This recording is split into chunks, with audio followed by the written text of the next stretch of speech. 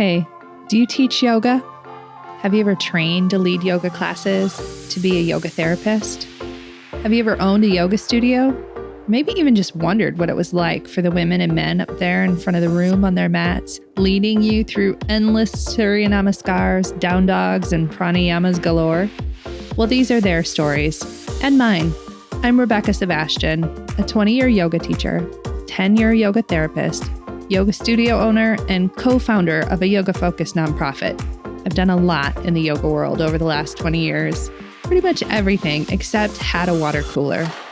You know, a place to share stories, talk about struggles, successes, and find other people who do the same thing that I do. Welcome to Working in Yoga, a podcast and substitute water cooler for yoga folks to connect and build community, to share our unique profession, our challenges, and our journeys with the world. Hey friends, welcome to Working in Yoga. Happy 2024, and this podcast starts the new series for me and allows me to embark a little bit on how I want to shift this podcast going forward.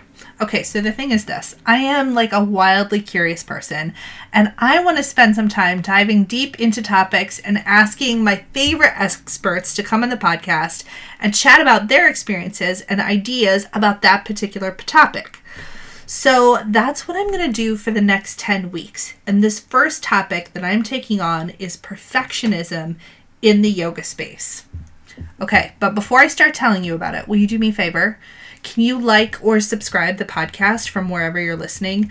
That helps the algorithm know who else to show the podcast to so that they can come and join us around the water cooler for some shop talk about what it's like to work in the yoga industry.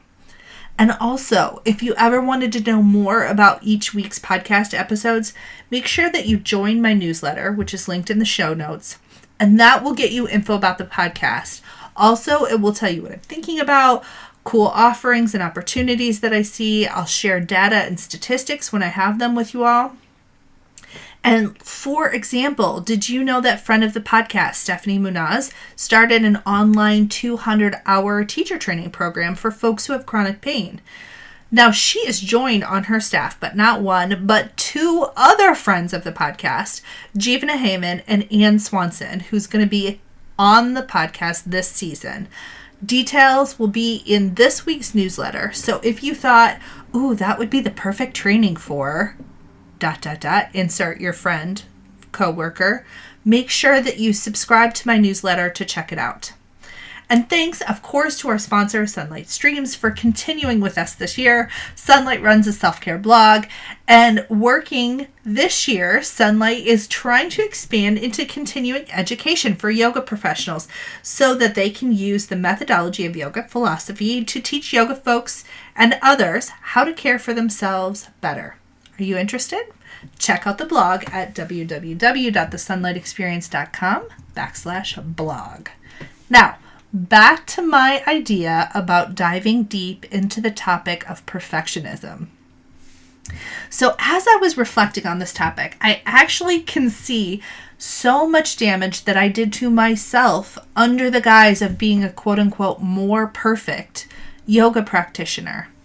If only I cut out all the bad things in my diet, made sure that I practiced asana #every damn day, added meditation and pranayama, didn't watch trash TV or movies, and of course made sure to deny myself all the things that were pleasurable, well, then maybe I might be a more perfect yoga practitioner. So as I was exploring this in my early 30s, and remember, y'all, I'm 46 now, or 45, I'll be 46 this year.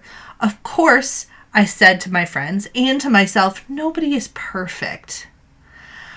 But I'm just trying to be the best version of myself that I can be.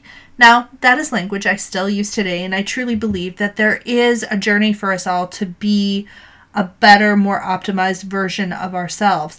But it turns out that this is a double-edged sword that we hand each other in this industry.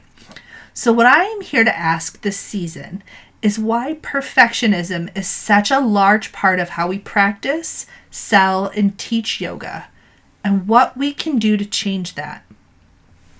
So I went into this series with the thought that a lot of us came from homes and childhoods that fostered and encouraged us to be more perfect in order to be safe as children. And then, as adults, we slid into yoga rooms, especially those ones that with more rigorous standards of what we should be doing, feeling, moving, how our body should look. And we didn't really see anything that was out of order. But also, there is something else here, something deeper, something culturally that we need to talk about too. So I got the opportunity to ask some really amazing people questions about perfectionism.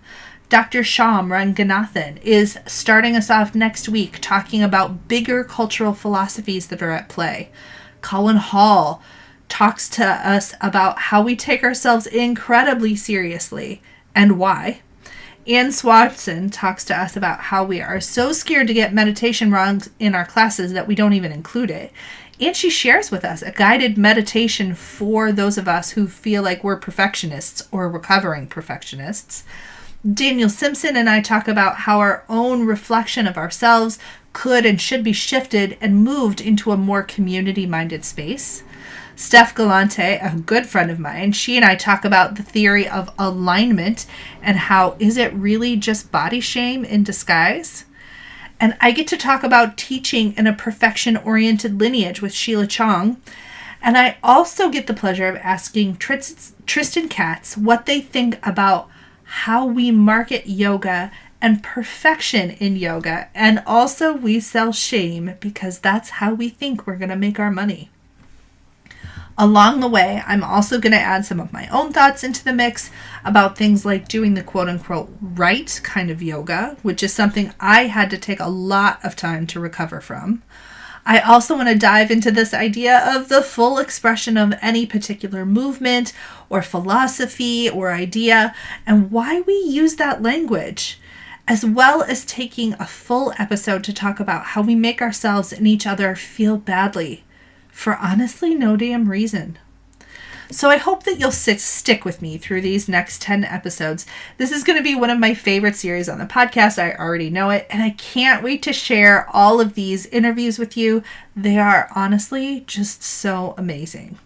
So before we begin next week with Dr. Ranganathan, I want to talk about all the ways that I see perfectionism culture sliding into our spaces. First, in how we move.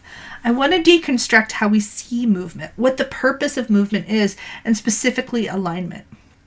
I think a lot of alignment notes are given by well-meaning but frankly misinformed folks who really think that the main thing we're doing here is moving our bodies. I disagree with this on a lot of fronts, and I want to really rethink the purpose of movement within the space of yoga. Secondly, how we live.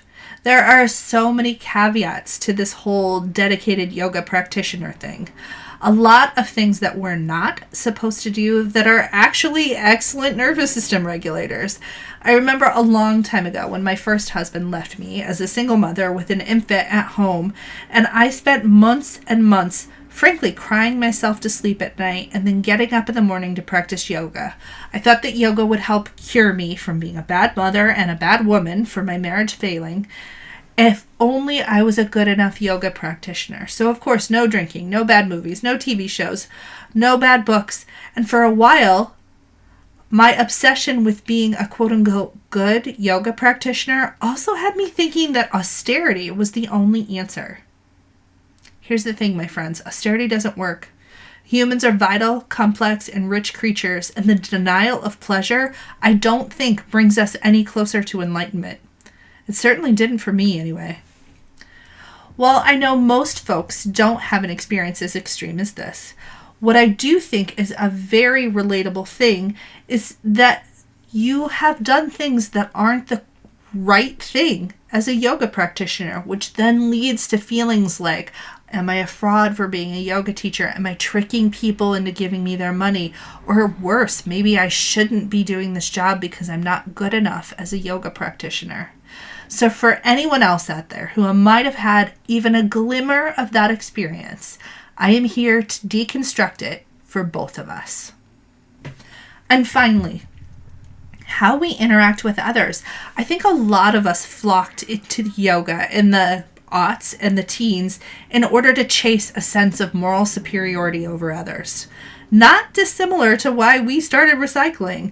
And I have watched people verbally shame their relatives at a kid's birthday party for using paper plates, and I have watched people verbally shame other yoga practitioners for not doing the quote-unquote right kind of yoga. I think we've cultivated this kind of I'm better than you moral superiority air in the yoga space, just like we have in recycling. So the thing is, my favorite people in yoga are the real ones, the realest people that I can find, the ones that are willing to be wrong, and the ones that are willing to challenge not only other people's beliefs, but also their own.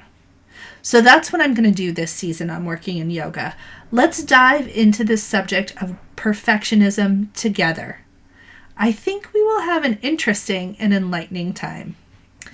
Now, thank you so much for joining me in the water cooler. Thank you to my sponsor, Sunlight Streams. As always, you can check their blog out, www.thesunlightexperience.com/blog.